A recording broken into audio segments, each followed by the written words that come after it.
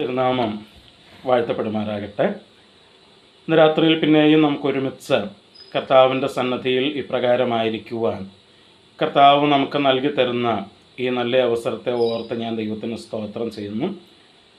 ഈ ക്ലാസ്സുകൾ ലൈവായിട്ട് ശ്രദ്ധിക്കുന്ന, അതുപോലെ ഇതിൻ്റെ റെക്കോർഡഡ് വീഡിയോ യൂട്യൂബിൽ ശ്രദ്ധിക്കുന്ന എല്ലാ പ്രിയപ്പെട്ടവർക്കും കർത്താവായ യേശു ക്രിസ്തുവിൻ്റെ നാമത്തിൽ എൻ്റെ സ്നേഹവന്ദനങ്ങളെ അറിയിക്കുന്നു. കർത്താവ് നമ്മൾ ഒരുമിച്ച് വചനം പഠിക്കുന്ന ഈ സമയം നമ്മുടെ ജീവിതത്തിൽ വളരെ അനുഗ്രഹകരവും പ്രയോജനകരവുമാക്കി തീർക്കട്ടെ എന്ന് പ്രാർത്ഥിക്കുന്നു. ഞാൻ 10 മിനിറ്റ് മുമ്പാണ് ഞാൻ വീട്ടിലെത്തിയത്. ഇന്നും എനിക്ക് ക്ലാസ്സിൽ വരാൻ പറ്റുമോ എന്ന് എനിക്ക് സംശയം ഉണ്ടായിരുന്നു. എന്നാൽ തക്ക സമയത്ത് വരാനായിട്ട് കർത്താവ് സഹായിച്ചു. ദൈവം നമ്മെ ഒരുമിച്ച് അനുഗ്രഹിക്കട്ടെ. ഇന്ന് രാത്രിയിൽ നമ്മൾ തുടർന്ന ദൈവവചനത്തിലേക്ക് നമ്മുടെ ശ്രദ്ധയെ തിരിക്കുകയാണ്. എഫേസ് ലേഖനമാണ് നമ്മൾ പഠിച്ചുകൊണ്ടിരിക്കുന്നത്. എഫേസ് ലേഖനം അതിൻ്റെ 3-ാം അധ്യായത്തിൻ്റെ 5-ാം വാക്യമായിരുന്നു കഴിഞ്ഞ ക്ലാസ്സിൽ നമ്മൾ ചർച്ച ചെയ്തത്. കഴിഞ്ഞ ഞായറാഴ്ച ക്ലാസ്സിലായിരുന്നു. അതിനു മുമ്പിലെ ആഴ്ചയിൽ 3-ാം അധ്യായത്തിൻ്റെ 5-ാം വാക്യമായിരുന്നു നമ്മൾ ചർച്ച ചെയ്തത്. ഇന്ന് നമ്മൾ 6-ാം വാക്യത്തിലേക്ക് വരികയാണ്. ആ 6-ാം വാക്യം കൃത്യമായിട്ട് മനസ്സിലാക്കേണ്ടതിനായിട്ട് ഞാൻ അതിൻ്റെ 5 കൂടെ ചേർത്ത് എഫേസ് ലേഖനം 3-ാം അധ്യായത്തിൻ്റെ 5-6 വാക്യങ്ങൾ ഒരുമിച്ച് വായിക്കുകയാണ്. അവിടെ നമ്മളിങ്ങനെയാണ് കാണുന്നത്: ആ മർമ്മം ഇപ്പോൾ അവൻ്റെ വിശുദ്ധ അപ്പോസ്തലന്മാർക്കും പ്രവാചകന്മാർക്കും ആത്മാവിനാൽ വെളിപ്പെട്ടതുപോലെ പൂർവകാലങ്ങളിൽ മനുഷ്യർക്ക് അറിയായി വന്നിരുന്നില്ല. അതോ ജാതികൾ സുവിശേഷത്താൽ ക്രിസ്തുവേശുവിൽ കൂട്ടവകാശികളും ഏക ശരീരസ്ഥരും വാഗ്ദത്തത്തിൽ പങ്കാളികളാകണം എന്നുള്ളത് തന്നെ. അപ്പം ഇവിടെ 5-ാം വാക്യം നമ്മൾ കഴിഞ്ഞ ക്ലാസ്സിൽ ചർച്ച ചെയ്തു. അവിടെ നമ്മൾ പറഞ്ഞത് ഈ ക്രിസ്തുവേശുവിൻ്റെ മർമ്മം, ഈ 3-ാം അധ്യായം തുടങ്ങിയപ്പോൾ തൊട്ട് നമ്മൾ പല പ്രാവശ്യം കേൾക്കുന്നൊരു വാക്കാണ് ഈ മർമ്മം എന്നുള്ള വാക്ക്.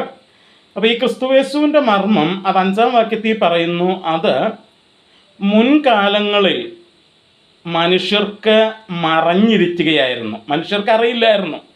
എന്നാൽ ഇപ്പോൾ അത് ദൈവത്തിൻ്റെ പരിശുദ്ധാത്മാവിനാൽ അപ്പോസ്തലന്മാർക്കും പ്രവാചകന്മാർക്കും ആ മർമ്മം വെളിപ്പെട്ടു എന്നാണ് 5-ാം വാക്യത്തെ നമ്മൾ വായിക്കുന്നത്. അതിനെക്കുറിച്ച് വിശദമായിട്ട് നമ്മൾ കഴിഞ്ഞ ക്ലാസ്സിൽ ചർച്ച ചെയ്തിട്ടുണ്ട്. അത് കഴിഞ്ഞിട്ട് 6-ാം വാക്യത്തിലേക്ക് വരുമ്പോൾ, അപ്പം മുൻപേ ഇത് വെളിപ്പെട്ടിട്ടില്ലായിരുന്നു, ഇപ്പോൾ ദൈവത്തിൻ്റെ പരിശുദ്ധാത്മാവിനാൽ ഇത് വെളിപ്പെട്ടിരിക്കുന്നു എന്ന് പറഞ്ഞിട്ട് അപ്പോസ്തലൻ ആ മർമ്മം എന്താണ് എന്നുള്ളത് ഒരിക്കൽ കൂടെ പ്രസ്താവിക്കുകയാണ് 6-ാം വാക്യത്തിൽ. അവിടെ നമ്മൾ വായിക്കുന്നത് അതോ, അതായത് ആ മർമ്മം എന്താണ് എന്ന് താനവിടെ പറയുക. ആ മർമ്മം അത് ജാതികൾ സുവിശേഷത്താൽ ക്രിസ്തുവേശുവിൽ കൂട്ടവകാശികളും ഏക ശരീരസ്ഥരും വാഗ്ദത്തത്തിൽ പങ്കാളികളുമാകണം എന്നുള്ളത് തന്നെ. അപ്പം ആ മർമ്മം, ആ ക്രിസ്തുവിൻ്റെ മർമ്മം എന്ന് പറയുന്നത് എന്താണ് എന്ന് ചോദിച്ചാൽ അത് ഈ 6-ാം വാക്യമാണ് നമ്മളോട് പറയുന്നത്. എന്താണത്? ജാതികൾ, വിജാതീയർ. നമ്മൾ 2-ാം അധ്യായം പഠിച്ചപ്പോൾ നമ്മൾ പലപ്പോഴും പറഞ്ഞിരുന്നു, ലോക ജനതയിൽ 2 വിഭാഗങ്ങളായിട്ടാണ് തിരിഞ്ഞിരുന്നത്, യഹൂദന്മാരും വിജാതീയരും. നമ്മൾ പറഞ്ഞിരുന്നു. അപ്പോൾ ഈ വിജാതീയർ അവർ യഹൂദന്മാരുമായിട്ടൊരു ബന്ധവുമില്ലാത്തവരായിരുന്നു. ആ വിജാതീയർ ദൈവിക പദ്ധതികൾക്ക് എല്ലാം പുറത്തുള്ളവരായിട്ടായിരുന്നു അന്നത്തെ സമൂഹം അവരെ കണ്ടിരുന്നത്. എന്നാൽ ദൈവത്തിൻ്റെ മനസ്സിൽ അവരെക്കുറിച്ച് വ്യക്തമായൊരു പദ്ധതി ഉണ്ടായിരുന്നു. ആ പദ്ധതി ദൈവം രഹസ്യമാക്കി, ഒരു മർമ്മമാക്കി, ഒരു സീക്രട്ടാക്കി വച്ചിരിക്കുകയായിരുന്നു. അതുകൊണ്ട് തന്നെ മുൻകാലങ്ങളിൽ അത് മനുഷ്യർക്ക് മനസ്സിലായിരുന്നില്ല. ദൈവത്തിൻ്റെ മനസ്സിൽ പദ്ധതി ഇല്ലാതിരുന്നത് കൊണ്ടല്ല, അത് മനുഷ്യർക്ക് മനസ്സിലാകാതിരുന്നത് കൊണ്ടാണ്. ഈ പലപ്പോഴും ചില ആളുകളൊക്കെ ചോദിക്കാറുണ്ട്, ദൈവം എന്തുകൊണ്ടാണ് യഹൂദന്മാർക്ക് മാത്രം പ്രത്യേകത കൊടുത്ത പഴയ നിയമത്തിൽ പലയിടത്തും പറഞ്ഞിരിക്കുന്നതെന്ന്. വാസ്തവത്തിൽ ദൈവത്തിൻ്റെ മനസ്സിനകത്ത് യഹൂദന്മാർക്ക് മാത്രമായിട്ട് അങ്ങനെ ഒരു പ്രത്യേകത ഇല്ലായിരുന്നു. ദൈവത്തിൻ്റെ മനസ്സിനകത്ത് ഇവരെല്ലാവരെയും ഒരുമിച്ച് ചേർക്കുക എന്നുള്ളത് തന്നെയായിരുന്നു ദൈവത്തിൻ്റെ പദ്ധതി. എന്നാൽ അത് നമുക്ക് മനുഷ്യർക്ക് പഴയ നിയമത്തിൽ മനസ്സിലായിട്ടില്ലായിരുന്നു എന്നുള്ളതാണ് അതിനകത്തെ പ്രശ്നം എന്ന് പറയുന്നത്. ദൈവത്തിന് അങ്ങനെ പദ്ധതി ഇല്ലാതിരുന്നതല്ല, ദൈവത്തിൻ്റെ ആ പദ്ധതി മനുഷ്യർക്ക് പഴയ നിയമത്തിൽ മനസ്സിലായില്ലായിരുന്നു എന്നുള്ളതാ പ്രശ്നം. എന്നാൽ പുതിയ നിയമത്തിലേക്ക് വന്നപ്പോൾ തൻ്റെ പരിശുദ്ധാത്മാവിനാൽ അപ്പോസ്തലന്മാർക്കും പ്രവാചകന്മാർക്കും താനത് വെളിപ്പെടുത്തി. എന്താ? വിജാതീയരെ കുറിച്ച് തനിക്കൊരു പദ്ധതിയുണ്ട്. വിജാതീയരെ താൻ ഉപേക്ഷിച്ച് കളഞ്ഞ ദൈവമല്ല, താനൊരു പ്രത്യേക ഗോത്രത്തിൻ്റെ മാത്രം ദൈവമായിരിക്കാനായിട്ട് ആഗ്രഹിക്കുന്ന ദൈവമല്ല, താൻ സർവ്വലോകത്തിൻ്റെയും ദൈവമാണ്. അപ്പോൾ സർവ്വലോകത്തിൻ്റെയും ദൈവം എന്നുള്ള നിലയിൽ യഹൂദന്മാരല്ലാത്ത വിജാതീയരെക്കുറിച്ചും തൻ്റെ ഹൃദയത്തിൽ, തൻ്റെ മനസ്സിൽ ചില പദ്ധതികളുണ്ട് എന്നുള്ളത് പുതിയ നിയമത്തിൽ വന്നപ്പോൾ ദൈവം കൃത്യമായിട്ട് എന്ത് ചെയ്തു? വെളിപ്പെടുത്തി എന്നാണ് നമ്മൾ മനസ്സിലാക്കുന്നത്. അപ്പം എന്താണ് ആ വെളിപ്പെടുത്തൽ? അതാണ് നമ്മൾ പറഞ്ഞത്, ജാതികൾ, വിജാതീയർ അവരുടെ ജീവിതത്തിൽ 3 തരത്തിലുള്ള അനുഗ്രഹങ്ങൾ അവർ പ്രാപിക്കണം എന്നുള്ളത് ദൈവത്തിൻ്റെ പദ്ധതിയായിരുന്നു. അതാണ് ആ മർമ്മം എന്ന് പറയുന്നത്. വിജാതീയരെ കുറിച്ചുള്ള ദൈവത്തിൻ്റെ ആ മർമ്മത്തിൽ, ആ പദ്ധതിക്കകത്ത് അവർ 3 തരത്തിലുള്ള 3 അനുഗ്രഹങ്ങൾ പ്രാപിക്കണം എന്ന് ദൈവത്തിന് ആഗ്രഹം ഉണ്ടായിരുന്നു. ഒന്നാമത്തെ നമ്മളവിടെ വായിക്കുന്നത്, അവർ ക്രിസ്തുവേശുവിൽ കൂട്ടവകാശികളായി തീരണം എന്നാണ്. ക്രിസ്തുവേശുവിൽ കൂട്ടവകാശികളായി തീരണം. നമുക്കറിയാം, പുറപ്പാട് പുസ്തകമൊക്കെ പഠിക്കുമ്പോൾ ദൈവം ഇസ്രായേലിനെ കുറിച്ച് പറഞ്ഞത്, അവർ എൻ്റെ ജനമായിരിക്കേണ്ടതിന് ഞാൻ അവരെ സർവ്വഭൂമിയിൽ നിന്ന് ഞാൻ അവരെ തിരഞ്ഞെടുത്തിരിക്കുന്നു എന്നാണ് പറഞ്ഞത്. അപ്പം ആ ഒരു തിരഞ്ഞെടുപ്പ് കാരണം ഇസ്രായേലിയർക്ക് അല്ലെങ്കിൽ യഹൂദന്മാർക്കൊരു ചിന്ത ഉണ്ടായിരുന്നു, ദൈവം ഞങ്ങൾ മാത്രമാണ് ദൈവത്തിൻ്റേത്. അതായത് ദൈവത്തിൻ്റെ അവകാശം അത് ഞങ്ങൾക്ക് മാത്രമുള്ളതാണ്, വിജാതീയർക്ക് അതിനകത്ത് യാതൊരു അവകാശവുമില്ല എന്ന് ഉള്ള ഒരു ചിന്ത യഹൂദന്മാരുടെ, ഇസ്രായേലിൻ്റെ ഉള്ളിലുണ്ടായിരുന്നു. അവർ വിജാതീയരെ കണക്കാക്കിയിരുന്നത്, ദൈവം വിജാതീയരെ സൃഷ്ടിച്ചത് നരകത്തിൽ തീ കെട്ടുപോകാതിരിക്കാനായിട്ട് വിറകുകളായിട്ടാണ് ദൈവം അവരെ സൃഷ്ടിച്ചിരിക്കുന്നത് എന്നായിരുന്നു അവർ വിജാതീയരെ കുറിച്ച് ചിന്തിച്ചിരുന്നത്. അപ്പം ഈ ഒരു ചിന്തയായിരുന്നു അവർക്ക്, യഹൂദന്മാർക്ക്, ഇസ്രായേലിയർക്ക് വിജാതീയരെ കുറിച്ചുണ്ടായിരുന്നത്. അപ്പം ദൈവം ഞങ്ങളുടെ മാത്രം അവകാശമാണ്, ദൈവത്തിൻ്റെ അവകാശം ഞങ്ങൾ മാത്രമാണ്, അങ്ങനെ ഒരു എക്സ്ക്ലൂസീവ്സത്തിനകത്ത് മറ്റാരെയും ഉൾക്കൊള്ളിക്കാതെ ഞങ്ങൾ മാത്രം എന്ന് പറഞ്ഞു നിൽക്കുന്ന ഒരു ചിന്താഗതിയിലായിരുന്നു അവരുണ്ടായിരുന്നത്. എന്നാൽ ദൈവത്തിൻ്റെ മനസ്സിനകത്തുണ്ടായിരുന്ന പദ്ധതി എന്ന് പറയുന്നത്, അങ്ങനെ ഇസ്രായേല്യർ അല്ലെങ്കിൽ യഹൂദർ മാത്രം അവകാശികളായി തീരുക എന്നുള്ളതല്ല, വിജാതീയരും അവകാശികളായി തീരണം. എങ്ങനെ? ക്രിസ്തു യേശുവിൽ കൂട്ടവകാശികൾ. എന്താ കൂട്ടവകാശികൾ എന്ന് പറഞ്ഞാൽ? ഫെലോ ഹെയർസ്, കൂട്ടവകാശികൾ എന്ന് വെച്ചാൽ ക്രിസ്തുവിന് എന്തൊക്കെ അവകാശമുണ്ടോ അതെല്ലാം ഇവർക്കും അവകാശപ്പെട്ടതാണ്, ഇവർക്ക് ലഭിക്കേണ്ടതാണ്. ഇപ്പം ക്രിസ്തുവിന് എന്തൊക്കെ അവകാശങ്ങളുണ്ട്? ദൈവത്തിൻ്റെ സകല അനുഗ്രഹങ്ങളും ക്രിസ്തുവിലാണ്. നമ്മൾ എഫേസ് ലേഖനം 1-ാം അധ്യായം പഠിച്ചപ്പോൾ വിശദമായിട്ട് നമ്മൾ ആ കാര്യം പറഞ്ഞു. ആത്മീക അനുഗ്രഹങ്ങളെക്കുറിച്ച് പറഞ്ഞപ്പോൾ അതെല്ലാം ഇൻ ക്രൈസ്റ്റ്, ക്രിസ്തുവിൽ എന്നുള്ള പ്രയോഗം അവിടെ ആവർത്തിച്ച് വന്ന് നമ്മൾ ശ്രദ്ധിച്ചു. അപ്പം ഈ സകല ആത്മീക അനുഗ്രഹങ്ങളും ആരിലാണുള്ളത്? ക്രിസ്തുവിലാണുള്ളത്. അപ്പം ദൈവത്തിൻ്റെ സകല ആത്മീക അനുഗ്രഹങ്ങളും ദൈവം ഡിസൈൻ ചെയ്തിരിക്കുന്ന, ദൈവം രൂപകൽപ്പന ചെയ്തിരിക്കുന്ന സകല ആത്മീക അനുഗ്രഹങ്ങളും അത് ക്രിസ്തുവേശുവിലാണുള്ളത്. ആ ക്രിസ്തുവേശുവിൻ്റെ കൂടെ ഇവരെയും അവകാശികളായിട്ട് ചേർത്തു. എന്തിന്? ഈ സകല ആത്മീക അനുഗ്രഹങ്ങൾക്കും. ആത്മീക അനുഗ്രഹങ്ങളിലേക്ക് ഞാൻ വീണ്ടും വിശദീകരണത്തിനായിട്ട് പോകുന്നില്ല, കാരണം എഫേസ് ലേഖനം 1-ാം അധ്യായം നമ്മൾ വളരെ വിശദമായിട്ട് ആ ആത്മീക അനുഗ്രഹങ്ങൾ ചർച്ച ചെയ്തതാണ്. അപ്പം ആ ആത്മീക അനുഗ്രഹങ്ങളെല്ലാം ക്രിസ്തുവേശുവിലാണെന്നും വിജാതീയരും ആ ക്രിസ്തുവേശുവിലൂടെ അതിനകത്ത് കൂട്ടവകാശികളായി തീരണം എന്നുമുള്ളത് ദൈവത്തിൻ്റെ പദ്ധതിയായിരുന്നു. അതാണ് നമ്മൾ പറയുന്നത്.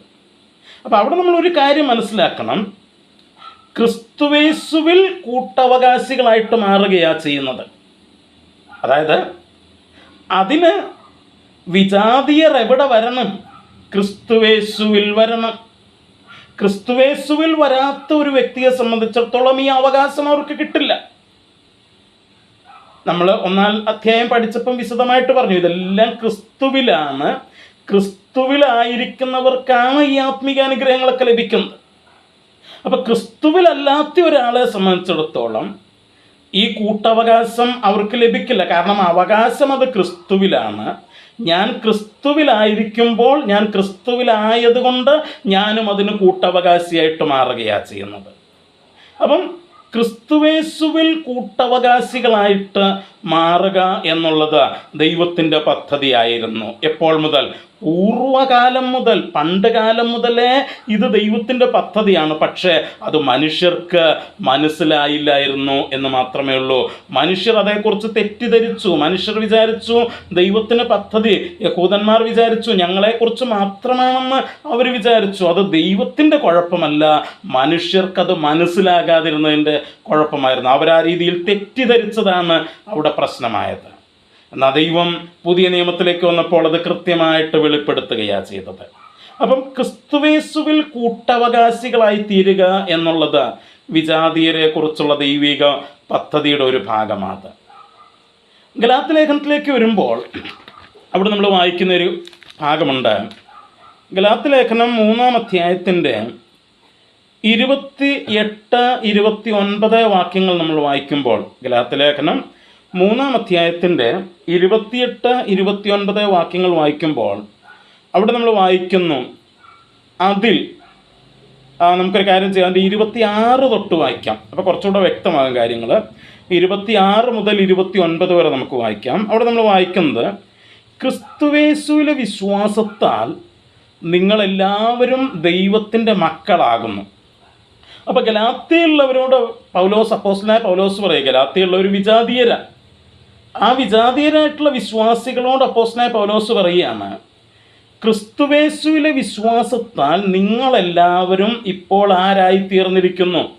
ദൈവമക്കളായി തീർന്നിരിക്കുന്നു. വിശ്വാസത്താൽ, ക്രിസ്തുവേശുവിലുള്ള വിശ്വാസത്താൽ. എന്നിട്ട് 27-ാം വാക്യത്തിൽ പറയുക, ക്രിസ്തുവിനോട് ചേരുവാൻ സ്നാനമേറ്റിരിക്കുന്ന നിങ്ങളെല്ലാവരും ക്രിസ്തുവിനെ ധരിച്ചിരിക്കുന്നു. അപ്പം ക്രിസ്തുവേശുവിൽ വിശ്വസിച്ചിരിക്കുന്നു, ക്രിസ്തുവിനോട് ചേരുവാൻ സ്നാനമേറ്റിരിക്കുന്നു, ക്രിസ്തുവിനെ ധരിച്ചിരിക്കുന്നു. 3 പ്രയോഗങ്ങൾ. ക്രിസ്തുവിൽ വിശ്വസിച്ചിരിക്കുന്നു, ക്രിസ്തുവിനോട് ചേർന്നിരിക്കുന്നു, ക്രിസ്തുവിനെ ധരിച്ചിരിക്കുന്നു നിങ്ങൾ. അപ്പോൾ ഇത് തന്നെയാണ് ഇൻ ക്രൈസ്റ്റ് എന്ന് പറയുന്നതിൻ്റെ അർത്ഥം. ക്രിസ്തുവിൽ എന്ന് പറയുന്നതിൻ്റെ അർത്ഥം ഇത് തന്നെയാണ്. അവൻ ക്രിസ്തുവിൽ വിശ്വസിച്ചിരിക്കുന്നു, ക്രിസ്തുവിനോട് ചേർന്നിരിക്കുന്നു, ക്രിസ്തുവിനെ ധരിച്ചിരിക്കുന്നു. എന്ന് വെച്ച് കഴിഞ്ഞാൽ ക്രിസ്തുവും അവനുമായിട്ടൊരു ബന്ധത്തിലേക്ക് വന്നിരിക്കുന്നു. എന്നിട്ട് 28, 29 വാക്യത്തിൽ പറയുക, അതിൽ, ഏതിൽ? അങ്ങനെ ക്രിസ്തുവിൽ വിശ്വസിച്ച് ദൈവമക്കളായിട്ടുള്ള, ക്രിസ്തുവിനോട് ചേർന്നിട്ടുള്ള, ക്രിസ്തുവിനെ ധരിച്ചിട്ടുള്ളവരിൽ, അവരിൽ യഹൂദനും യവനനും എന്ന് വ്യത്യാസമില്ല, ദാസനും സ്വതന്ത്രനും എന്ന് വ്യത്യാസമില്ല, ആണും പെണ്ണും എന്ന് വ്യത്യാസമില്ല, നിങ്ങളെല്ലാവരും ക്രിസ്തുവേശുവിൽ ഒന്നത്രേ. You are one in Christ Jesus. നിങ്ങളെല്ലാവരും ക്രിസ്തുവേശുവിൽ ഒന്നാണ്. ഒരു വ്യത്യാസവും അവിടെ ഇല്ല. യഹൂദന്മാർ വിചാരിച്ചിരുന്നത് ഞങ്ങൾ മാത്രമാണ് ദൈവത്തിൻ്റെ ആളുകളെന്ന്. ദൈവാത്മാവ് പറഞ്ഞു, ക്രിസ്തുവിൽ വിശ്വസിക്കുന്നവർ, ക്രിസ്തുവിനോട് ചേർന്നിരിക്കുന്നവർ, ക്രിസ്തുവിനെ ധരിച്ചിരിക്കുന്നവർ, അവരുടെ ഇടയിൽ യഹൂദനെന്നോ യവനനെന്നോ ദാസനെന്നോ സ്വതന്ത്രനെന്നോ ആണെന്നോ പെണ്ണെന്നോ വ്യത്യാസമില്ലാതെ എല്ലാവരും ക്രിസ്തുവിൽ ഒന്നാണ് എന്ന് മാത്രമല്ല, 29-ാം വാക്യം പറയുന്നു, ക്രിസ്തുവിനുള്ളവർ എങ്കിലോ നിങ്ങൾ അബ്രഹാമിൻ്റെ സന്തതിയും വാഗ്ദത്തപ്രകാരം അവകാശികളുമാകുന്നു. അപ്പോൾ വിജാതീയരും ക്രിസ്തുവിലുള്ള വിശ്വാസം മൂലം, ക്രിസ്തുവിനോട് ചേർന്നിരിക്കുന്നത് മൂലം, ക്രിസ്തുവിനെ ധരിച്ചിരിക്കുന്നത് മൂലം അവരും വാഗ്ദത്തത്തിൻ്റെ അനുഗ്രഹത്തിൻ്റെ അവകാശികളായി തീരുകയാണ്. എഫേസ്യ ലേഖനത്തിൽ നമ്മൾ വായിച്ചതാണ്, നാം ക്രിസ്തുവേശുവിൽ വിജാതീയർ കൂട്ടവകാശികളായി തീരേണ്ടതിന്. ക്രിസ്തുവേശുവിൽ എങ്ങനെ? ക്രിസ്തുവിൽ വിശ്വസിച്ചതിലൂടെ, ക്രിസ്തുവിനോട് ചേർന്നതിലൂടെ, ക്രിസ്തുവിനെ ധരിച്ചിരിക്കുന്നതിലൂടെ, ക്രിസ്തുവിനുള്ളവരായി തീർന്നതിലൂടെ നാം ആ വാഗ്ദത്തങ്ങൾക്ക് കൂട്ടവകാശികളായി തീർന്നു ക്രിസ്തുവിനോടുകൂടെ. അപ്പം ആ മർമ്മം, ദൈവത്തിൻ്റെ ഹൃദയത്തിലുണ്ടായിരുന്ന ആ മർമ്മത്തിനകത്ത് വിജാതീയരെക്കുറിച്ചുള്ള ഒന്നാമത്തെ പദ്ധതി എന്ന് പറയുന്നത് അവർ ക്രിസ്തുവേശുവിൽ കൂട്ടവകാശികളായി തീരണം എന്നുള്ളതാണ്. എങ്ങനെ? ക്രിസ്തുവേശുവിലെ വിശ്വാസത്താൽ, ക്രിസ്തുവിനോട് ചേർന്നിരിക്കുന്നതിലൂടെ, ക്രിസ്തുവിനെ ധരിക്കുന്നതിലൂടെ, ക്രിസ്തുവിനുള്ളവരായിരിക്കുന്നതിലൂടെ അവർ ക്രിസ്തുവേശുവിൽ കൂട്ടവകാശികളായി തീരുക എന്നുള്ളത് ഈ മർമ്മത്തിനകത്ത് ഉൾക്കൊണ്ടിരിക്കുന്ന ഒന്നാമത്തെ ഭാഗമാണ്. ഇനി രണ്ടാമത് നമ്മൾ എഫേസ്യ ലേഖനം 3:6 നമ്മൾ വായിക്കുന്നു, അവർ ക്രിസ്തുവേശുവിൽ കൂട്ടവകാശികളും ഏക ശരീരസ്ഥരാകണമെന്ന്. ഓഫ് ദ സെയിം ബോഡി, ഒരേ ശരീരത്തിൻ്റെ അവയവങ്ങളായിട്ട് മാറണമെന്ന്. അത് ദൈവത്തിൻ്റെ ഉദ്ദേശമായിരുന്നു. അപ്പോൾ വിജാതീയരെ കുറിച്ച് ദൈവത്തിൻ്റെ മനസ്സിനകത്ത് മറഞ്ഞു കിടന്നിരുന്ന ആ മർമ്മത്തിനകത്ത് രണ്ടാമത്തെ ഭാഗം എന്ന് പറയുന്നത് അവർ ക്രിസ്തുവേശുവിൽ ഏക ശരീരസ്ഥരായി തീരണം എന്നുള്ളതായിരുന്നു. ഒന്ന്, അവർ ക്രിസ്തുവേശുവിൽ കൂട്ടവകാശികളായി തീരണം എന്നുള്ളത്. രണ്ട്, അവർ ക്രിസ്തുവേശുവിൽ ഏക ശരീരസ്ഥർ, ഒരൊറ്റ ബോഡിയായിട്ട്, ഓഫ് ദ സെയിം ബോഡി, ഒരേ ശരീരമായിട്ട് അവർ മാറണം, ഒരു ശരീരത്തിൻ്റെ അവയവങ്ങളായിട്ട് അവർ മാറണം എന്നുള്ളതായിരുന്നു ദൈവത്തിൻ്റെ പദ്ധതി എന്ന് പറയുന്നത്. നോക്കൂ, അപ്പോസ്തലനായ പൗലോസ് കൊരിന്ത്യർക്ക് എഴുതിയ 1-ാം ലേഖനം അതിൻ്റെ 12-ാം അധ്യായത്തിലേക്ക് നമ്മൾ വരുമ്പോൾ, ആ 12-ാം അധ്യായത്തിൻ്റെ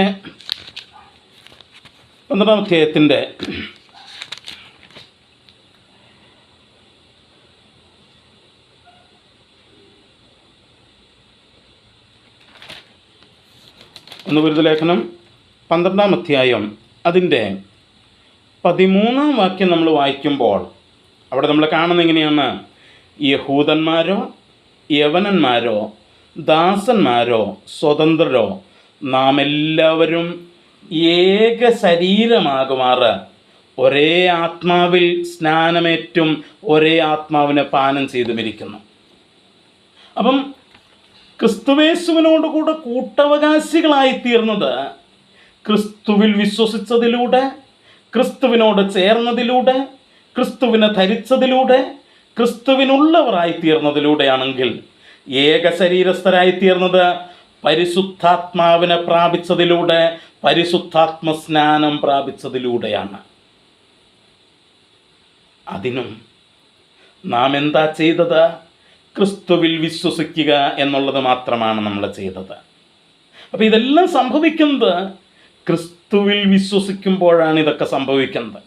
അപ്പോൾ ക്രിസ്തുവിൽ വിശ്വസിക്കുന്ന സകല വിജാതീയരെയും പരിശുദ്ധാത്മ സ്നാനത്തിലൂടെ, അത് യഹൂദനെന്നും വിജാതീയനെന്നും ഒരു വ്യത്യാസവുമില്ലാതെ, ക്രിസ്തുവിൽ വിശ്വസിക്കുന്ന യഹൂദനാകട്ടെ വിജാതീയരാകട്ടെ എല്ലാവരെയും ഒരേ ശരീരത്തിൻ്റെ അവയവങ്ങളാക്കി തീർക്കണം എന്നുള്ളത് ദൈവത്തിൻ്റെ പദ്ധതിയായിരുന്നു.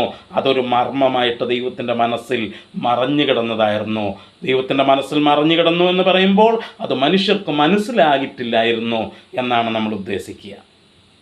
അപ്പോൾ രണ്ട് കാര്യങ്ങൾ നമ്മൾ പറഞ്ഞു. ഒന്ന്, ക്രിസ്തുവേശുവിൽ കൂട്ടവകാശികളായി തീരണമെന്നുള്ളത്. രണ്ട്, ഏക ശരീരസ്ഥർ, യഹൂദന്മാരും വിജാതീയരും ഒരേ ശരീരത്തിൻ്റെ ഭാഗമായി തീരണം എന്നുള്ളത്. മൂന്നാമത് നമ്മളിവിടെ വായിക്കുന്നത് അവർ വാഗ്ദത്തത്തിൽ പങ്കാളികളായി തീരണമെന്നുള്ളത്. Partakers of his promises. അപ്പം എഫേസ്യ ലേഖനം 2-ാം അധ്യായം നമ്മൾ പഠിക്കുമ്പോൾ, നമ്മൾ നേരത്തെ പഠിച്ചതാണ് 2-ാം അധ്യായത്തിൻ്റെ 12-ാം വാക്യം നമ്മൾ വായിക്കുമ്പോൾ അവിടെ വിജാതീയരെ കുറിച്ച് അപ്പോസ്തലൻ പറഞ്ഞു വരുമ്പോൾ താനോട് പറയുന്ന കാര്യം ഇതാണ്. എഫേസ് ലേഖനം 2:12 അക്കാലത്ത് നിങ്ങൾ ക്രിസ്തുവിനെ കൂടാതെയുള്ളവരും ഇസ്രായേൽ പൗരതയോട് സംബന്ധമില്ലാത്തവരും വാഗ്ദത്തത്തിൻ്റെ നിയമങ്ങൾക്ക് അന്യരുമായിരുന്നു. അപ്പോൾ വിജാതീയർ മുൻപേ വാഗ്ദത്തത്തിൻ്റെ നിയമങ്ങൾക്ക്, നമ്മളത് വിശദീകരിച്ചതാണ്, വാഗ്ദത്തത്തിൻ്റെ ഉടമ്പടിക്ക്, ആ കവനന്റിന് അന്യരായിരുന്നു, അതിന് പുറത്തുള്ളവരായിരുന്നു വിജാതീയർ. അവരും ഇതിനകത്തുള്ളവരാണെന്ന് മനുഷ്യർക്ക് മനസ്സിലായിട്ടില്ലായിരുന്നു. എന്നാൽ ദൈവത്തിൻ്റെ മനസ്സിൽ അന്നേ ഉണ്ടായിരുന്നു, ഈ കവനന്റിനകത്ത്, ഈ ഉടമ്പടിക്കകത്ത് ഇവരുമുണ്ട്. കാരണം ഉൽപ്പത്തി പുസ്തകം 12-ാം അധ്യായത്തിൽ ദൈവം അബ്രഹാമിനോട് സംസാരിക്കുമ്പോൾ, ഉൽപ്പത്തി പുസ്തകം 12-ാം അധ്യായത്തിൽ ദൈവം അബ്രഹാമിനോട് സംസാരിക്കുന്ന സമയത്ത് ദൈവം അവിടെ പറയുന്ന ഒരു പ്രത്യേക പദമുണ്ട്. എന്താണ് അവിടെ നമ്മൾ വായിക്കുന്നു? 12-ാം അധ്യായത്തിൻ്റെ 3-ാം വാക്യത്തിൽ നമ്മൾ വായിക്കുന്നു, നിന്നെ അനുഗ്രഹിക്കുന്നവരെ ഞാൻ അനുഗ്രഹിക്കും, നിന്നെ ശപിക്കുന്നവരെ ഞാൻ ശപിക്കും, നിന്നിൽ ഭൂമിയിലെ സകല വംശങ്ങളും അനുഗ്രഹിക്കപ്പെടും. അപ്പം അബ്രഹാമിന് ദൈവം കൊടുത്ത അനുഗ്രഹം അത് ഇസ്രായേല്യർക്കോ യഹൂദന്മാർക്കോ മാത്രമുള്ള ഒരു അനുഗ്രഹമല്ല. അബ്രഹാമിനോട് ദൈവം വാഗ്ദത്തം ചെയ്തത് ഭൂമിയിലെ സകല വംശങ്ങളും, വിജാതീയരും ഇസ്രായേല്യരും ഉൾപ്പെടെ സകലർക്കും അവകാശപ്പെട്ട ഒരു വാഗ്ദത്തമായിരുന്നു ദൈവം അവർക്ക് കൊടുത്തത്. എന്നാൽ കാലങ്ങൾ മുൻപോട്ട് പോയപ്പോൾ മനുഷ്യർക്ക് ഈ കാര്യം മനസ്സിലായില്ല. ദൈവത്തിൻ്റെ മുമ്പിൽ ഈ ഒരു വ്യത്യാസമില്ലെന്നുള്ള കാര്യം മനുഷ്യർക്ക് മനസ്സിലായില്ല. അവർ വിചാരിച്ചു ഞങ്ങൾക്കെന്തോ പ്രത്യേകതയുണ്ടെന്ന്. യഹൂദന്മാരും ഇസ്രായേലരും ഒക്കെ വിചാരിച്ച ആ ഒരു അഹങ്കാരം അവരുടെ ഉള്ളിൽ കയറി. അതാണ് വാസ്തവത്തിൽ അവർക്ക് പറ്റിയത്. എന്നാൽ ദൈവം അത് ക്ലിയറായിട്ട് മനുഷ്യർക്ക് മനസ്സിലാകുന്ന രീതിയിൽ തൻ്റെ പരിശുദ്ധാത്മാവിനാൽ അത് വെളിപ്പെടുത്തി. എന്താ? വിജാതീയരും വാഗ്ദത്തത്തിൽ പങ്കാളികളായി തീരണം എന്നുള്ളത്. അപ്പം ഈ 3 കാര്യങ്ങൾ, ഒരു വാക്യം ഒന്ന് വായിക്കണം. ഗലാത്യ ലേഖനം 3-ാം അധ്യായത്തിൻ്റെ 14-ാം വാക്യം നമ്മൾ വായിക്കുന്നത് ഇങ്ങനെയാണ്. അതിൻ്റെ 13ഉം 14 ഒരുമിച്ച് നമുക്ക് വായിക്കാം. 13ഉം 14 ഒരുമിച്ച് വായിക്കാം. അവിടെ നമ്മളെങ്ങനെയാണ് വായിക്കുന്നത്? മരത്തിന്മേൽ തൂങ്ങുന്നവനെല്ലാം ശപിക്കപ്പെട്ടവൻ എന്ന് എഴുതിയിരിക്കുന്നത് പോലെ ക്രിസ്തു നമുക്ക് വേണ്ടി ശാപമായി തീർന്നു. ന്യായപ്രമാണത്തിൻ്റെ ശാപത്തിൽ നിന്ന് നമ്മെ വിലയ്ക്ക് വാങ്ങി. അബ്രഹാമിൻ്റെ അനുഗ്രഹം ക്രിസ്തുയേശുവിൽ ജാതികൾക്ക് വരേണ്ടതിന് നാം ആത്മാവെന്ന വാഗ്ദത്ത വിഷയം വിശ്വാസത്താൽ പ്രാപിപ്പാൻ തന്നെ. അപ്പം അബ്രഹാമിൻ്റെ അനുഗ്രഹം വിജാതീയർക്ക് ലഭിക്കുന്നത് എങ്ങനെയാണ്? ആത്മാവെന്ന വാഗ്ദത്ത വിഷയം പ്രാപിക്കുന്നതിലൂടെയാണ്, പരിശുദ്ധാത്മാവിനെ പ്രാപിക്കുന്നതിലൂടെയാണ്. ആ പരിശുദ്ധാത്മാവിനെ പ്രാപിക്കുന്നതിൻ്റെ അടിസ്ഥാനം എന്താണ്? ക്രിസ്തു മരത്തിന്മേൽ തൂങ്ങുന്നവനെല്ലാം ശപിക്കപ്പെട്ടവനെന്ന് എഴുതിയിരിക്കുന്നത് പോലെ ക്രിസ്തു നമുക്ക് വേണ്ടി ശാപമായി തീർന്നു. അവരൊരു മരത്തിൽ നമുക്ക് വേണ്ടി തൂങ്ങി, ക്രൂശിൽ അവൻ നമുക്ക് വേണ്ടി തൂങ്ങി. എന്നിട്ട് ന്യായപ്രമാണത്തിൻ്റെ ആ ശാപത്തിൽ നമ്മെ വിലയ്ക്ക് വാങ്ങി. ആ വീണ്ടെടുപ്പിൻ പ്രക്രിയയിൽ നമ്മൾ വിശ്വസിച്ചതിലൂടെ ദൈവത്തിൻ്റെ വാഗ്ദത്തത്തിന് പരിശുദ്ധാത്മാവിനെ നമുക്ക് പ്രാപിക്കാനായിട്ട് സാധിച്ചു. ആ വാഗ്ദത്തത്തിന് പരിശുദ്ധാത്മാവിനെ നാം പ്രാപിച്ചതിലൂടെ അബ്രഹാമിൻ്റെ അനുഗ്രഹം നമുക്കും അവകാശമായിട്ട് ലഭിച്ചു. അപ്പോൾ ഇതാണ് നമ്മൾ ആ വാക്യത്തിൽ കാണുന്നത്. ദൈവം ആ ക്രിസ്തുവിൻ്റെ മർമ്മം എന്ന് എഫേസ് ലേഖനം 3-ാം അധ്യായത്തിൽ ആവർത്തിച്ച് നമ്മൾ പറഞ്ഞ കാര്യം ഇതാണ്. വിജാതീയർക്ക് ഈ 3 കാര്യങ്ങളും ലഭിക്കുക എന്നുള്ളതാണ് ആ ക്രിസ്തുവിൻ്റെ മർമ്മം എന്നുള്ളത് കൊണ്ട് ഉദ്ദേശിച്ചിരിക്കുന്നത്. എന്തൊക്കെയാണ്? 1, അവർ ക്രിസ്തുവിനോടുകൂടെ കൂട്ടവകാശികളാകണം. എങ്ങനെ? ക്രിസ്തുവിൽ വിശ്വസിക്കുന്നതിലൂടെ, ക്രിസ്തുവിനോട് ചേരുന്നതിലൂടെ, ക്രിസ്തുവിനെ ധരിക്കുന്നതിലൂടെ, ക്രിസ്തുവിനുള്ളവരായി തീരുന്നതിലൂടെ. 2, അവർ ഒരു ശരീരമായിട്ട്, യഹൂദന്മാരും വിജാതീയരും, ക്രിസ്തുവിൽ വിശ്വസിക്കുന്ന യഹൂദന്മാരും വിജാതീയരും ഒരേ ശരീരമായി തീരണം. എങ്ങനെ? ആ പരിശുദ്ധാത്മാവിനെ പ്രാപിക്കുന്നതിലൂടെയും പരിശുദ്ധാത്മ സ്നാനത്തിലൂടെയും. 3, നാം വാഗ്ദത്തത്തിന് കൂട്ടവകാശികളായിത്തീരണം, പങ്കാളികളായിത്തീരണം. എങ്ങനെ? വാഗ്ദത്തത്തിൻ്റെ പരിശുദ്ധാത്മാവിനെ പ്രാപിക്കുന്നതിലൂടെ. പക്ഷേ അപ്പം നമ്മളിവിടെ എല്ലാം നമ്മൾ കണ്ടു. എങ്ങനെയാണ് വാഗ്ദത്തത്തിൻ പരിശുദ്ധാത്മാവൻ നമുക്ക് ലഭിക്കുന്നത്? ക്രിസ്തു നമുക്ക് വേണ്ടി മരത്തിൽ തൂങ്ങിയതിലൂടെ. അപ്പം ഇവിടെ എല്ലാം ക്രിസ്തുവാണ് അടിസ്ഥാനം. ഈ അനുഗ്രഹങ്ങൾ വിജാതിയർക്ക് ലഭിച്ചെങ്കിൽ അതിൻ്റെ അടിസ്ഥാന ശില അത് ക്രിസ്തുവാണ്. അതുകൊണ്ടാണ് ക്രിസ്തുവിൽ എന്ന് അവിടെ രേഖപ്പെടുത്തിയിരിക്കുന്നത്, ഇൻ ക്രൈസ്റ്റ്. 6-ാം വാക്യത്തിൽ എഫേസ്യർ 3:6 അതോ ജാതികൾ സുവിശേഷത്താൽ ക്രിസ്തുവേശുവിൽ, ഇൻ ക്രൈസ്റ്റ്. കാരണം ക്രിസ്തുവിലാണ് ഇതിൻ്റെ അടിസ്ഥാനം. ഇനി ഇവർ എങ്ങനെ ഈ അനുഗ്രഹങ്ങൾ ഇവർ പ്രാപിച്ചു? അവിടെ നമ്മൾ വായിക്കുകയാണ്, സുവിശേഷത്താൽ, ബൈ ദ ഗോസ്പൽ. എന്താണ് സുവിശേഷം? നമ്മൾ വിശദമാക്കി കഴിഞ്ഞു. മുൻ ക്ലാസ്സുകളിൽ നമ്മൾ വിശദമാക്കിയ കാര്യമാണ് സുവിശേഷം എന്താണെന്ന്. സകല മനുഷ്യരും പാപികളായി ആ പാപത്തിൽ നിന്ന് വിടുവിക്കപ്പെടാനായിട്ട് സ്വയമായിട്ട് അവർക്ക് കഴിയാതിരുന്ന സ്ഥാനത്ത് ദൈവം തൻ്റെ പുത്രനെ ഈ ലോകത്തിലേക്ക് അയച്ചു. ആ പുത്രനെ പാപജഡത്തിൽ, പാപത്തിൻ്റെ സാദൃശ്യത്തിൽ, പാപശരീരത്തിൻ്റെ സാദൃശ്യത്തിൽ അവൻ ഈ ലോകത്തിലേക്ക് അയച്ചു. അവനെ ജഡത്തിൽ പാപത്തിന് ശിക്ഷ വിധിച്ചു. നമ്മുടെയൊക്കെ പാപം, അതിൻ്റെ ശിക്ഷ അവൻ അനുഭവിച്ചു. ആ യേശു നമുക്ക് വേണ്ടി ക്രൂശിക്കപ്പെട്ടു. ഇനി നാം ചെയ്യേണ്ടത് ആ യേശുവിൽ വിശ്വസിക്കുക എന്നുള്ളത് മാത്രമാണ്. ഇതാണ് സുവിശേഷം. ഈ സുവിശേഷത്താലാണ് വിജാതീയർക്ക് ഈ ഒരു വാതിൽ തുറന്നു കിട്ടിയിരിക്കുന്നത്. സ്തോത്രം. അപ്പം പഴയ നിയമകാലത്ത് യഹൂദന്മാർ, ഇസ്രായേല്യർ അവർ വിജാതീയരെ മാറ്റി നിർത്തിയപ്പോൾ ക്രിസ്തുവിലൂടെ, ഈ സുവിശേഷത്തിലൂടെ വിജാതീയർക്ക് ഇതിനകത്തേക്ക് കടന്നു വരാനുള്ള വാതിൽ ദൈവം തുറന്നു കൊടുത്തിരിക്കുകയാണ്. അതാണ് ക്രിസ്തുവിൻ്റെ മർമ്മം. അതാണ് ക്രിസ്തുവിൻ്റെ മർമ്മം. ഈ മർമ്മം പൂർവകാലത്ത്, പണ്ട് കാലത്ത് മനുഷ്യർക്ക് വെളിപ്പെട്ടിരുന്നില്ല. എന്നാൽ ഇപ്പോൾ ദൈവം തൻ്റെ പരിശുദ്ധാത്മാവിനാൽ തൻ്റെ അപ്പോസ്തലന്മാർക്കും പ്രവാചകന്മാർക്കും ഈ ഒരു മർമ്മം വെളിപ്പെടുത്തിയിരിക്കുന്നു. എല്ലാവരും, സുവിശേഷത്തിൽ വിശ്വസിക്കുന്ന എല്ലാവരും, അവൻ യഹൂദനാകട്ടെ വിജാതീയനാകട്ടെ, അവൻ്റെ ജാതിയോ മതമോ വർഗമോ വർണ്ണമോ ഒരു വ്യത്യാസവുമില്ലാതെ സുവിശേഷത്തിൽ വിശ്വസിക്കുന്ന എല്ലാവരും അവർ കൂട്ടവകാശികളാണ്. അവർക്കെല്ലാവർക്കും ലഭിക്കാനുള്ള അവകാശം ഒരേ അവകാശമാണ്. അവരെല്ലാവരും ഒരേ ശരീരത്തിൻ്റെ അവയവങ്ങളാണ്. അവരെല്ലാവരും വാഗ്ദത്തത്തിൽ പങ്കാളികളാണ്. ആർക്കും ആരെയും മാറ്റി നിർത്താനായിട്ട് കഴിയില്ല. ആർക്കും ആരെയും നീക്കി നിർത്താനായിട്ട് കഴിയില്ല. ദൈവമക്കളെല്ലാവരും ഒന്നാണ്. ദൈവമക്കളെല്ലാവരും ഒന്നാണ്. ആ യൂണിറ്റി ഓഫ് ദ ചർച്ച്. പ്രിയമുള്ളവരെ, എഫേസ് ലേഖനം നമ്മൾ പഠിച്ചു വരുമ്പോൾ എഫേസ് ലേഖനത്തിൻ്റെ ഏറ്റവും പ്രധാനപ്പെട്ട തീം അതാണ്, യൂണിറ്റി ഓഫ് ദ ചർച്ച്. സഭയുടെ ഐക്യതയാണ്, ദൈവമക്കളുടെ ഐക്യതയാണ്. ഇന്ന് നമ്മുടെ സഭകൾക്കകത്ത് നഷ്ടപ്പെട്ടുകൊണ്ടിരിക്കുന്നതും അതുതന്നെയാണ്.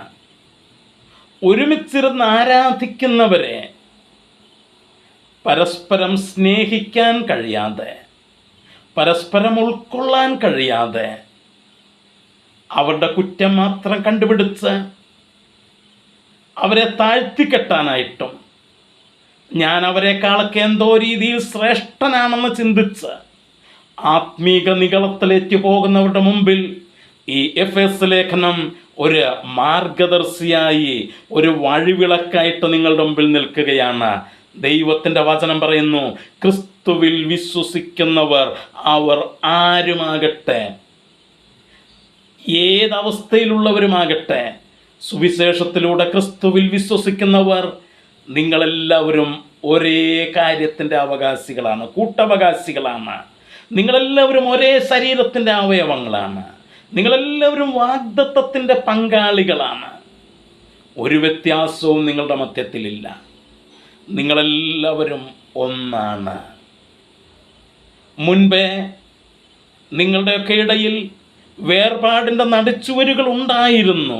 എന്നാൽ ക്രൂസിൽ ക്രിസ്തു അതെല്ലാം തകർത്തെറിഞ്ഞു.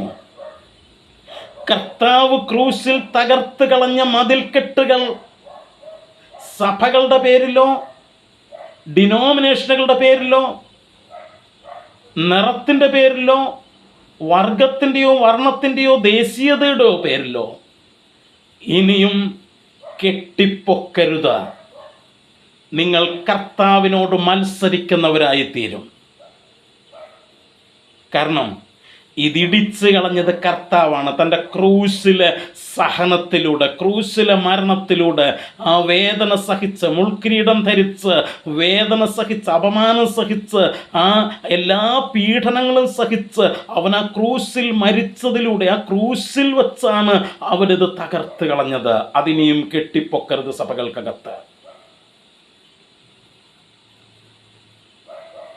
നിങ്ങളത് കെട്ടിപ്പൊക്കുന്നെങ്കിൽ പരിശുദ്ധാത്മാവിനാൽ നിങ്ങൾക്കിത് വെളിപ്പെട്ടിട്ടില്ല. പരിശുദ്ധാത്മാവുമായിട്ട് നിങ്ങൾക്ക് ബന്ധമില്ലെന്നാണ് അതിനർത്ഥം. അന്യഭാഷ പറയുന്നുണ്ടായിരിക്കാം, പ്രവചിക്കുന്നുണ്ടായിരിക്കാം, കൈയടിക്കുന്നുണ്ടായിരിക്കാം, ബഹളം വയ്ക്കുന്നുണ്ടായിരിക്കാം, ഇതെല്ലാം ശരിയാ. പക്ഷേ സഭയ്ക്കകത്തിരിക്കുന്നവരെല്ലാം ഒന്നാണെന്നുള്ള ബോധ്യം നമുക്കില്ലെങ്കിൽ, ഞാൻ പറയുന്നത് നിങ്ങൾ തെറ്റിദ്ധരിക്കരുത്, നമുക്ക് ലഭിച്ചിരിക്കുന്നത് വേറൊരാത്മാവാണ്. അന്യഭാഷ പറയുന്നത് കൊണ്ട് പരിശുദ്ധാത്മാവാകണമെന്ന് നിർബന്ധമില്ല. പ്രവചിക്കുന്നത് കൊണ്ട് പരിശുദ്ധാത്മാവാകണമെന്ന് നിർബന്ധമില്ല. കർത്താവ് പറഞ്ഞത് വൃക്ഷത്തെ അതിൻ്റെ ഫലം കൊണ്ടറിയാമെന്നാണ് പറഞ്ഞത്. നമ്മുടെ സഭയ്ക്കകത്ത്, സാർവത്രിക സഭയ്ക്കകത്ത് കർത്താവിൽ വിശ്വസിക്കുന്ന എല്ലാവരെയും, അവർ IPCയോ AGയോ ചർച്ച് ഓഫ് ഗോഡോ ഷാരോനോ മർത്തോമയോ CSIയോ ആരുമാകട്ടെ, കർത്താവിൽ വിശ്വസിക്കുന്ന, സുവിശേഷത്തിൽ വിശ്വസിക്കുന്ന സകലരെയും ഒരുപോലെ കാണാനായിട്ടുള്ള മനസ്സും കണ്ണും നമുക്കില്ലെങ്കിൽ നമ്മിൽ വ്യാപരിക്കുന്നത് വേറൊരാത്മാവ്. മറക്കരുത്, ദൈവസഭയ്ക്കകത്ത് വിഭാഗീയതയില്ല. വിഭാഗീയത ഉണ്ടെങ്കിൽ അത് ദൈവസഭയല്ല. മറക്കരുത്. കാരണം ദൈവസഭ ക്രിസ്തുവിൻ്റെ രക്തത്താൽ വിലയ്ക്ക് വാങ്ങപ്പെട്ടവരാണ്. ക്രിസ്തു ക്രൂശിൽ ചൊരിഞ്ഞ രക്തത്താൽ വിലയ്ക്ക് വാങ്ങപ്പെട്ടവരാണ്. ആ ക്രിസ്തു ക്രൂശിൽ ചൊരിഞ്ഞ രക്തത്തിലൂടെ അവൻ ചെയ്തത് ഈ വേർപാടിൻ്റെ ചുവരുകൾ ഇടിച്ചു കളയുകയാണ് ചെയ്തത്. ഇന്നും നമ്മുടെ മനസ്സിൽ വേർപാടിൻ്റെ ചുവരുകൾ ഉണ്ടെങ്കിൽ അതിൻ്റെ അർത്ഥം ക്രിസ്തുവിൻ്റെ രക്തം, ക്രിസ്തുവിൻ്റെ ക്രൂശ് മരണം നമ്മുടെ ജീവിതത്തിൽ പ്രവർത്തിച്ചിട്ടില്ലെന്നാണ് അതിനർത്ഥം. നിങ്ങൾ ഏത് ഡിനോമിനേഷൻ ആണെന്നുള്ളത് എനിക്ക് വിഷയമല്ല.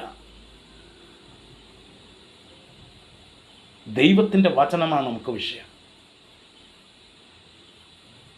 ക്രിസ്തുവിൻ്റെ ക്രൂശ് മരണം നമ്മുടെ ജീവിതത്തിൽ പ്രവർത്തിച്ചിട്ടില്ലെന്നാണ് അതിനർത്ഥം. ഇതൊരു വളരെ ഗൗരവമുള്ളൊരു വിഷയമായത്. അപ്പോസ്തലനായ പൗലോസ് ഈ ലേഖനം എഴുതുന്നതിൻ്റെ ഏറ്റവും ആത്യന്തികമായിട്ടുള്ള ലക്ഷ്യമെന്ന് പറയുന്നത് ഈ ഒരു സത്യം സഭയ്ക്ക് കൈമാറുക എന്നുള്ളതാണ്. ഇന്ന് രാത്രി ഞാനും ഇത്രയും ഗൗരവമായിട്ട് ഈ കാര്യം പറയുന്നത് ഈ ഒരു സത്യം ദൈവസഭയ്ക്ക് കൈമാറുക എന്നുള്ള അതേ ഉദ്ദേശത്തോടു കൂടെ തന്നെയാണ്. ഈ വചനത്തിൽ എന്താണോ രേഖപ്പെടുത്തിയിരിക്കുന്നത് അതിനകത്ത് മാറ്റം വരുത്താതെ അതുള്ളതുപോലെ ദൈവമക്കളിലേക്കും ദൈവസഭയിലേക്കും കൈമാറുക എന്നുള്ളത് മാത്രമേ എനിക്ക് ചെയ്യാനായിട്ടുള്ളൂ. ലോകം എന്ത് പറയുന്നു എന്നുള്ളത് എനിക്ക് വിഷയമല്ല, മറ്റുള്ളവർ എന്ത് പറയുന്നു എന്നുള്ളത് എനിക്ക് വിഷയമല്ല. ദൈവത്തിൻ്റെ വചനം എന്ത് പറയുന്നു എന്നുള്ളതാണ് നാം ചിന്തിക്കേണ്ടത്. യേശുവിൽ വിശ്വസിക്കുന്നവരെല്ലാവരും ഒന്നാണെന്നുള്ളൊരു ബോധ്യം നമ്മുടെ ഉള്ളിൽ വരാത്തിടത്തോളം സമയം വളരെ അപകടകരമായിട്ടുള്ളൊരു യാത്രയാണിത്. ഇന്ന് രാത്രി ദൈവത്തിൻ്റെ പരിശുദ്ധാത്മാവിന് നമ്മളോട് പറയാനുള്ളത് മടങ്ങി വരുവാനായിട്ടാണ്. വെറുപ്പിൻ്റെ, വിദ്വേഷത്തിൻ്റെ, ആത്മീക അഹങ്കാരത്തിൻ്റെ, അവനേക്കാൾ ഞാൻ ശ്രേഷ്ഠനാണെന്ന് ചിന്തിക്കുന്ന, അവനേക്കാൾ ഞാൻ ദൈവത്തോട് അടുത്ത് നിൽക്കുന്നവനാണ്, ദൈവം എൻ്റെ പോക്കറ്റിനകത്താണെന്ന് ചിന്തിക്കുന്ന ആ ആത്മീക അഹങ്കാരത്തിൽ നിന്നും, മറ്റുള്ളവരെ വിധിക്കുന്ന ആ സ്വഭാവത്തിൽ നിന്നും മടങ്ങി വരുവാൻ ഇന്ന് രാത്രി ഈ ദൈവത്തിൻ്റെ വചനത്തിലൂടെ ദൈവത്തിൻ്റെ പരിശുദ്ധാത്മാവ് നമ്മോട് ആഹ്വാനം ചെയ്യുകയാണ്. ക്രിസ്തുവിൽ വിശ്വസിക്കുന്ന എല്ലാവരെയും ഒന്നായി കാണുവാനുള്ളൊരു മനസ്സ്. ഇന്ന് രാത്രി നമുക്കതിനു വേണ്ടി ദൈവത്തോട് പ്രാർത്ഥിക്കാം. ഞാൻ എൻ്റെ വാക്കുകളെ ഇവിടെ അവസാനിപ്പിക്കുകയാണ്. ദൈവത്തോട് നമുക്കതിനു വേണ്ടി പ്രാർത്ഥിക്കാം. കർത്താവേ, ഞങ്ങളെ അതിനായിട്ട് സഹായിക്കണമേ എന്ന്. സുവിശേഷത്തിൽ വിശ്വസിക്കുന്ന, യേശുവിൽ വിശ്വസിക്കുന്ന എല്ലാവരെയും ഒന്നായിട്ട് കാണുവാനുള്ള ഒരു കണ്ണും മനസ്സും ഞങ്ങൾക്ക് നൽകണമേ എന്ന് നമുക്ക് ദൈവത്തോടൊന്ന് പ്രാർത്ഥിക്കാം. ദൈവം അത് നമ്മിൽ നിന്ന് പ്രതീക്ഷിക്കുന്നു. കാരണം അവൻ്റെ പുത്രൻ ഇടിച്ചു കളഞ്ഞ വേർപാടിൻ്റെ ചുവർ ഇനിയും നാം പണിയരുത്. നാം അവനോട് മത്സരിക്കരുത്. എൻ്റെ വാക്കുകൾ ഇവിടെ അവസാനിപ്പിക്കുന്നു. ദൈവം നമ്മെ ധാരാളമായിട്ട് അനുഗ്രഹിക്കട്ടെ. നമുക്ക് പ്രാർത്ഥിക്കാം.